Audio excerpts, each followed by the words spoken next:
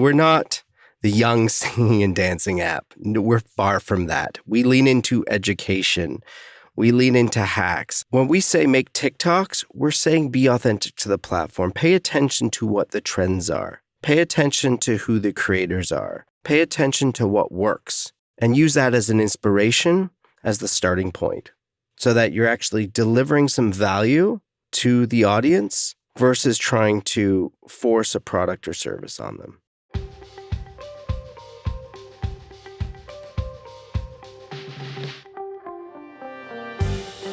This is CES Tech Talk. I'm James Kotecki. CES 2023 is January 5th through 8th in Las Vegas. We are here to get you hyped and get you smart about the world's most influential tech event. Today, Tech Talk talks TikTok. And look, you're a savvy person. You listen to this podcast. You know what TikTok is. It's the social media platform taking over the world.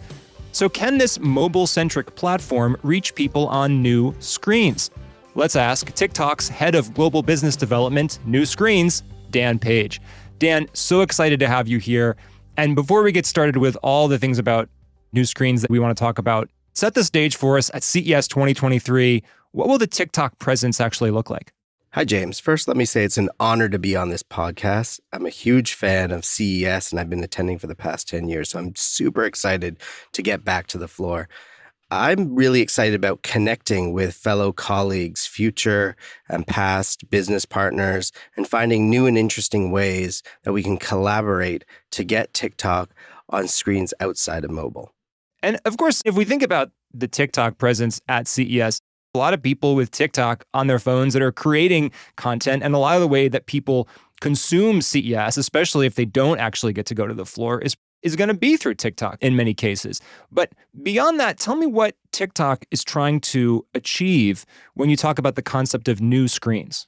So, as we know, we are a truly mobile-first platform. We are also an entertainment platform that is powered by our community and brings joy to people around the world. There's also an additional 2 billion, that's right, 2 billion with a B, additional screens across the world outside of mobile. Our aim is to bring that entertainment experience to those screens. I think this is an interesting, almost philosophical question, because if I think about some of your social media predecessors, I can imagine what Twitter looks like on a desktop. I've used it on a desktop many times. Facebook, originally built on a desktop that I was accessing from my dorm room, and then it eventually moved to mobile. TikTok, as you mentioned, really mobile first. What does it mean to be on a different screen and still be TikTok? As most people know, TikTok is mobile first. It started on mobile, it's originated in mobile, but we are truly an entertainment platform. TikTok runs on a content graph, so it's not about who you know, it's about what interests you. So the algorithm keeps presenting you with new interests. Whether that's on your mobile phone, whether that's on the big screen in your living room with family and friends, the heart of TikTok is the algorithm and knowing to deliver you content that entertains you, educates you, makes you laugh. We think we can do a pretty good job of this in the living room. I can't speak for other apps and how others have translated to other screens versus mobile, but I definitely know we've tested quite a few use cases and it translates very well for us. I'd love to talk some more about how this translation actually works, because when I'm thinking about a mobile device, obviously I can have a bunch of friends huddled around my mobile device, but my mobile device is, in most cases, very personal to me. When we talk about a device somewhere in the living room, it's semi-private in the sense that it's in a private space, but other people are going to be using that as well. So how do you think about the individualized, personalized component when there's maybe more of a group or different people coming into the room to consume that content?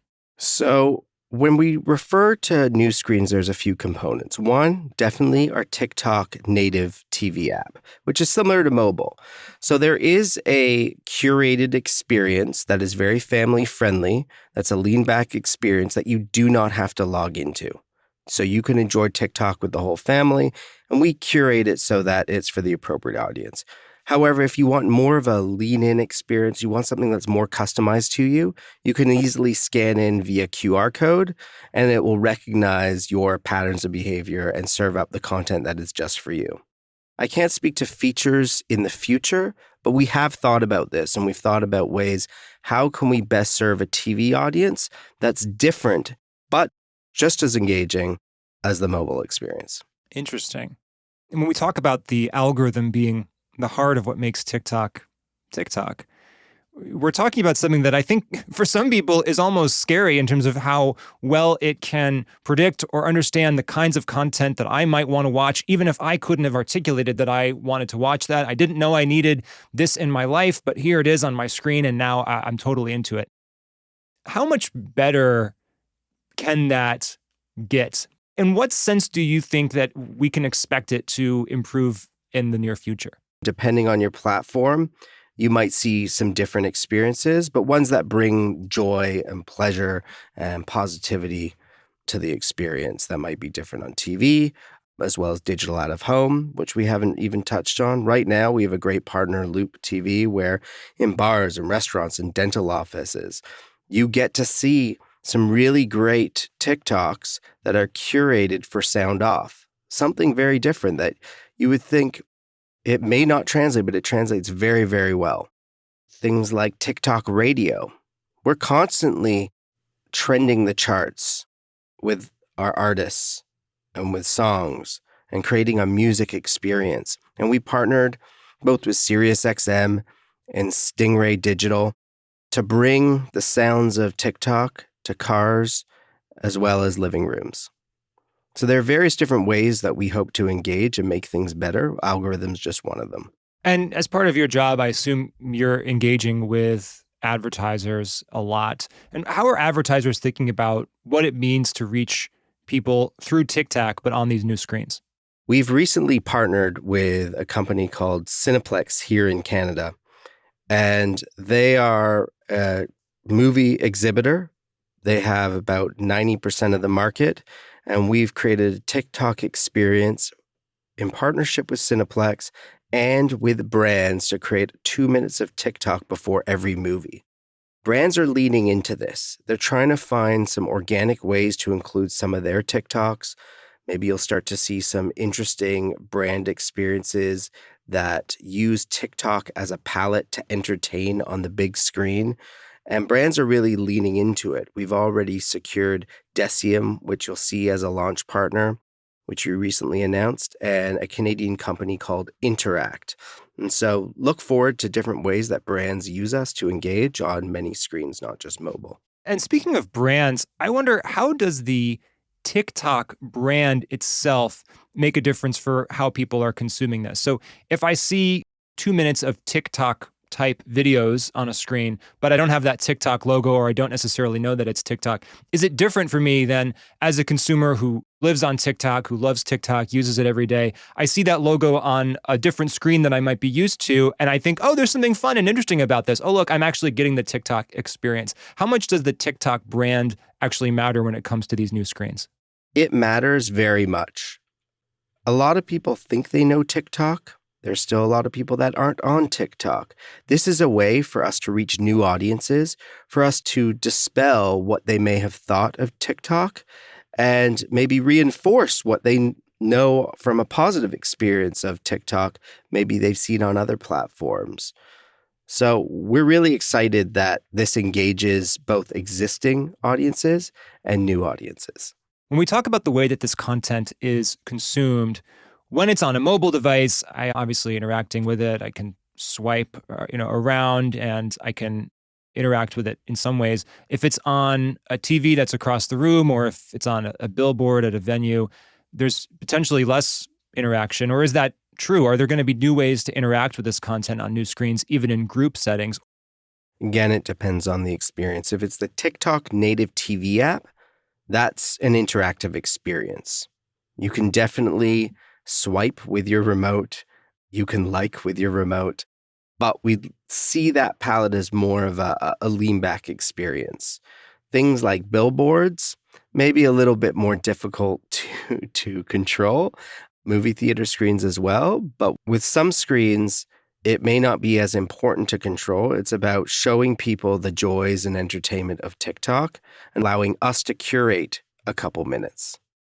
As we wrap up 2022 and head into CES 2023 and the start of a new year, How are the best brands thinking about creating their own TikTok content and then leveraging what other people are doing? TikTok just has this vibe and this brand of this completely grassroots element where everyone's in their own rooms and houses kind of creating all of this organic content. Brands obviously want to play a role in that and have a piece of that attention. But do you find that brands are able to create that and have it feel organic, or do the best brands leverage what other folks are actually doing organically? What I can say, and what hasn't changed, is that we always say, make TikToks, not ads. Meaning, try and be authentic to the platform. It's what works. It's what our users like. It feels more organic. We always encourage them to use creators and try and be a little bit different. Don't try and crop your existing creative for TikTok. Make a TikTok. What does it mean when you say make TikToks, not ads? What, in your opinion, kind of defines what a TikTok is? If I were to give you a cheeky answer, I would say it's like someone dancing in a goofy way. But I assume that's probably not the right definition. And that's something we're trying to dispel. So we're not the young singing and dancing app. We're far from that. We lean into education. We lean into hacks. I mean, how many kitchen hacks have you learned from TikTok? I know I've learned quite a few. When we say make TikToks, we're saying be authentic to the platform. Pay attention to what the trends are. Pay attention to who the creators are. Pay attention to what works. And use that as an inspiration, as the starting point, so that you're actually delivering some value to the audience versus trying to force a product or service on them. Do you have any emerging sense of best practices for what works on certain kinds of screens? We've been talking about how on certain screens and certain environments, there's going to be family-friendly content, for example. On a mobile device, it'll typically be a vertical video. If we talk about a full screen video on a television, it would look different. Are there other kind of best practices or just trends of what works better on different screens? Or is it always going to be TikTok and it's kind of screen agnostic? I would say it's screen agnostic. However, jump into conversations and trends, meet the TikTok community where they are by showing you understand trends and can create for them. That's it if you're known. But more importantly, be real and authentic, because that shines through. So we always encourage studios and brands and creators, don't overthink it. Jump in, be on the platform, understand how the community engages and what they care about, and see how you can incorporate your brand or your message into the conversation in a way that's not only true to what you're trying to accomplish in your brand. So you don't need to be polished, you just need to be authentic. I don't think that matters what the screen is. And as a practical matter, if I'm making a video that is produced vertically and then it's showing up on a larger horizontal TV type screen, do you feel like audiences just look past that? Does TikTok present that in a different way to where it would be actually cropped? Or is this an example of overthinking it? No, I don't think that's overthinking it at all. I think about that all the time. So yes, right now, majority of our videos are vertical full screen. Will there be a day where most of the videos on TV are horizontal? Maybe. That really all depends on the community. So you can today upload a 16:9 video. You can. Doesn't look great on mobile, but looks great on TV.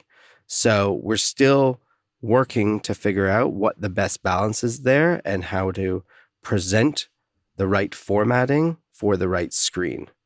However, I do see in a world where we lean in more to TV, you will see more full screen video on TV, more vertical video on phones.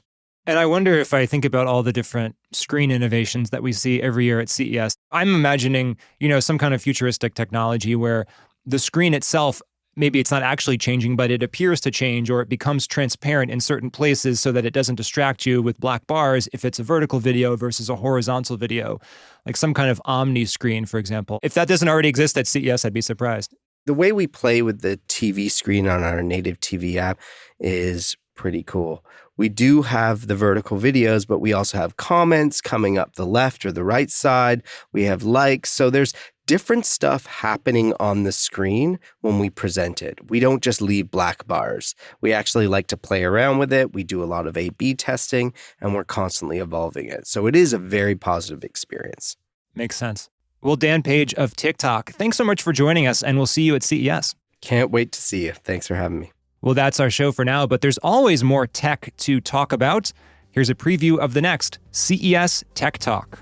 Take every stereotype you've ever heard and throw it out the door.